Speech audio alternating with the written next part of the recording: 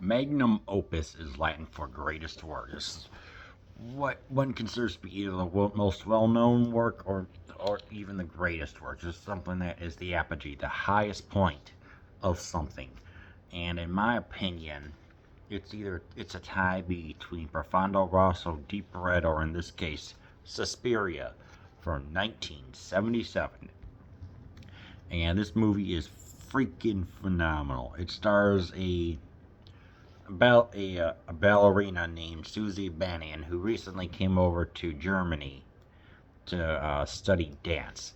You know, she's trying to understand exactly what's going on, but then there's something going on in this very eerie school of what is this? What is up with this message?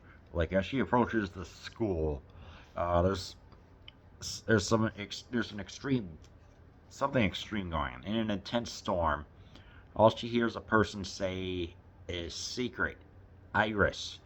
Then goes in, beeps on the intercom, says, "We don't need you here. Go away." And you're like, okay, what is going on?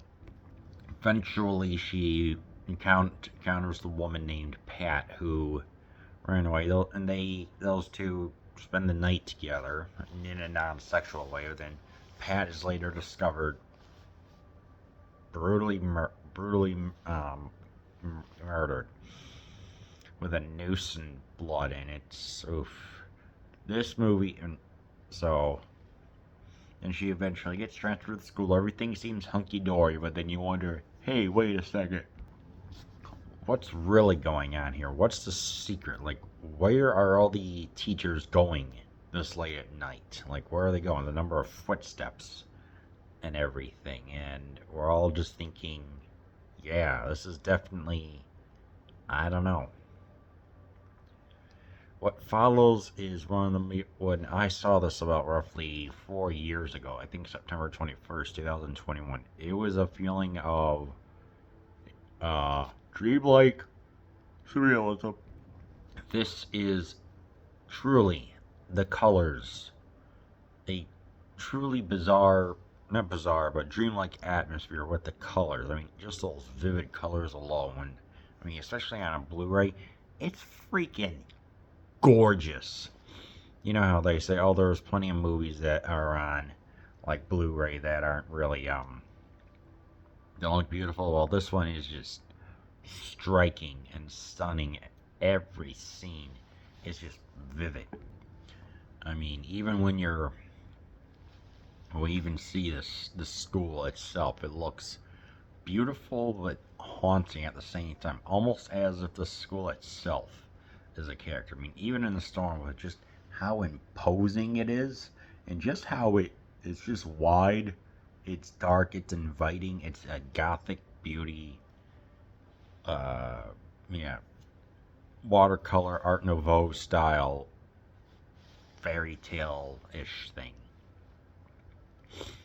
Here, I mean, here it's like, yeah, it's the mystery is what keeps us going. It's like, okay, like what is what's going on? So where this this the directress, the head mistress is like they say that she's going out for 2 weeks. So we have some powerful females here. The teachers, they supposedly want the best for their students. And yeah, they're trying to get them to dance and everything else, and yeah, I like that. The teachers here, they have their own sense of intimidation, but they're not over the top with the whips. It feels like it's an actual dance academy, but there's something sinister occurring in the background. Like, what is this? What exactly is going to happen? That's the mystery as Susie and also another woman, no, and also another girl, Sarah, are unraveling. So, yeah, it's a standard tale of what's going on, but when just mixed with everything, it just feels so magical, man. I mean, when you just, I mean, it's like obviously one of the most vivid colors is red. The red just stands out like a lot, like you see my mustache and beard right here. Now imagine that, a lot more bright red, and you just have that like flaming red. compared to the more dark one here, and also the blues. I mean, as if to represent, like, hey, this is almost like a fairy tale, but you're living inside hell, like I said earlier. I mean, even the staircases themselves, they're bejeweled and everything else. Like, it just looks enriching and enticing. But yeah, and of course there is the Goblin score, the da da da da da da da da. Like, you have the main riff being played on, and then you have the underpinnings of the right side of the keyboard, if you will. This is just so, it's just mesmerizing, which just leads more to just the feeling. It's like you needed this kind of lullaby from a children's toy that was long forgotten to just add more to, like, what happens when you fall asleep, but then you start hearing the footsteps.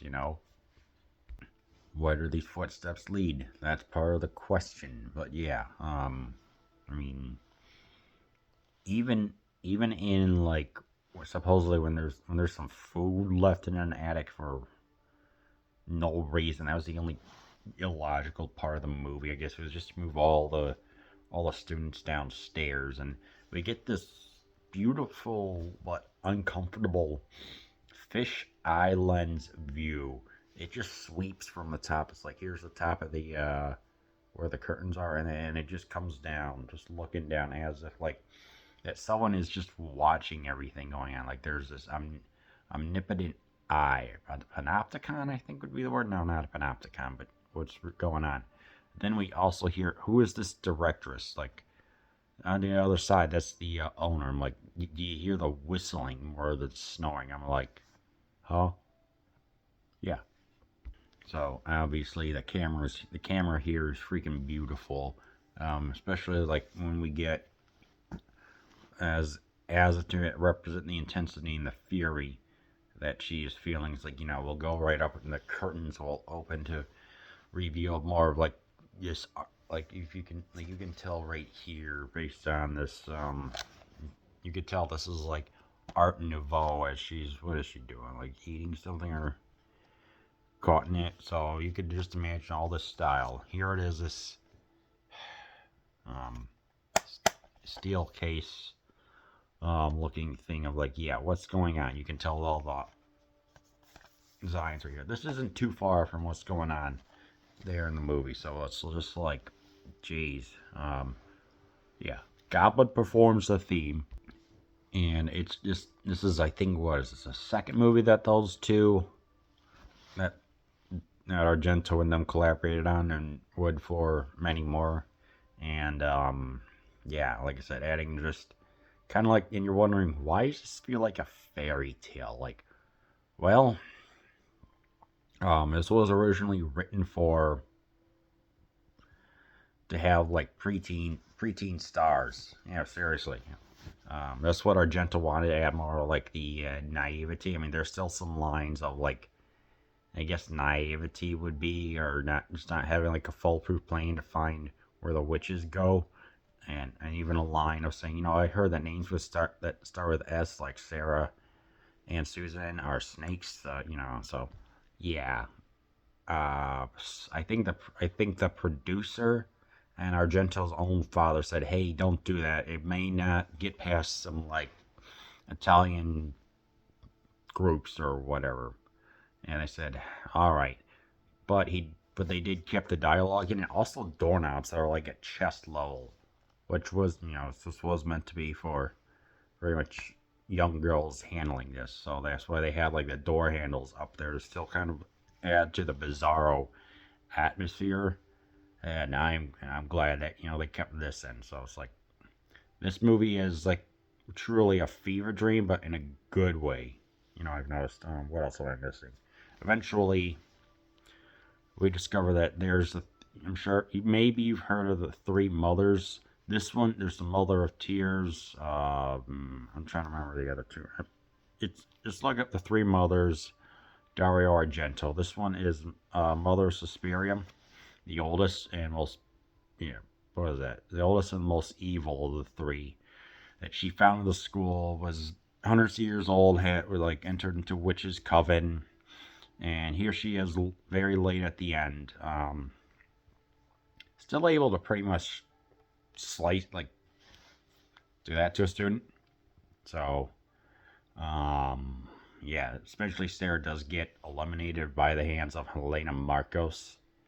When we see her, it turns out it was a 90-year-old hooker, I think from Rome or Germany or something like that. And we get to see the leprous body of her, and it just, ooh, yeah. I was wondering, why is she so weak? Well, it turns out that she had a massive fight with like some people who were trying to take her position, a husband and a wife or whatever, like back in the 1800s, 1900s, whatever. So that's why her very old body is there, and that's why she's taken down with a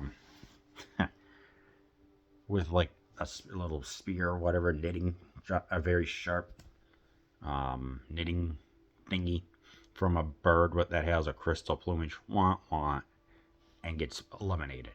Yeah. So you can't make this stuff up. So yeah, really, I think it's Susperia. It's freaking phenomenal. Some people may not understand like the dream-like atmosphere, the childlike naivety of some of the characters and the set and everything else. But you know what? It's like if you could just put that away and just stay sober, or if you take acid, you're gonna have a bad trip. But yeah, I really, really highly recommend you watch what I consider to be Dario Argento's magnum opus, Suspiria.